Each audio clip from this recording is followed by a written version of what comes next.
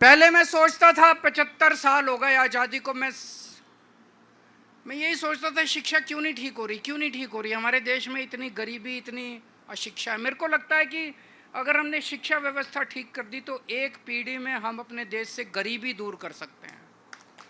मैं सोचता था क्यों नहीं हो रही। मुझे लगता था इनको करना नहीं आता, इनसे हो नहीं रहा। लेकिन जिस तरह से ये दिल्ली की शिक्षा व्यवस्था को बर्बाद करने में लगे हुए हैं, अब मैं पूरी तरह से कन्विंस्ड हूं कि जानबूझ के इन दोनों पार्टियों ने 75 साल में इस देश को अनपढ़ रखा है।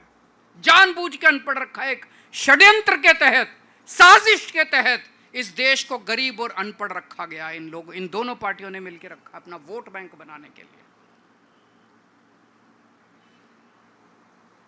इनको बाबा साहब से कोई प्यार नहीं है। ये कोई बाबा साहब की इज्जत नहीं करते। मजबूरी है कि बाबा साहब को इज्जत देने का दिखावा करना पड़ता है। और क्या मजबूरी है? वोट चाहिए इनको, एससी समाज के वोट चाहिए, इसलिए दिखावा करना पड़ता है इनको बाबा साहब की पूजा करने का, बाबा साहब की इज्जत देने का। बाबा साहब अंबेडकर ने जब संविधान सभा के अंदर, कॉन्स्टिट्यूशन असेंबली के अंदर जब डिबेट चल रहा था, उस वक्त बड़ा कड़क बहस हुई थी कॉन्स्टिट्यूएंट असेंबली में। किसी ने कहा कि वोट देने का अधिकार सबको नहीं होना चाहिए।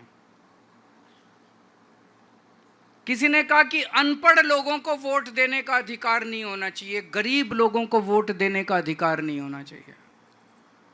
यह प्रस्ताव आया केवल पढ़े लिखे लोगों को या इनकम टैक्स देने वाले लोगों को ही वोट देने का अधिकार होना चाहिए।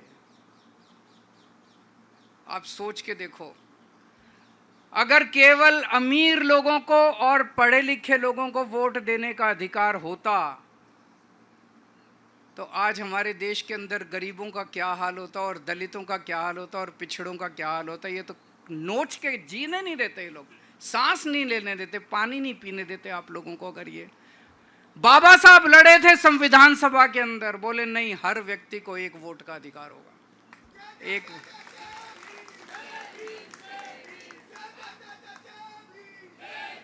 हर व्यक्ति को वोट देने का अधिकार होगा। एक व्यक्ति को एक, चाहे पढ़ा लिखा हो, चाहे अनपढ़ हो, चाहे गरीब हो, चाहे अमीर हो, चाहे पैसे दे हो उसके पास, चाहे इस जात का हो, चाहे उस जात का हो, हर व्यक्ति को वोट देने का अधिकार होगा।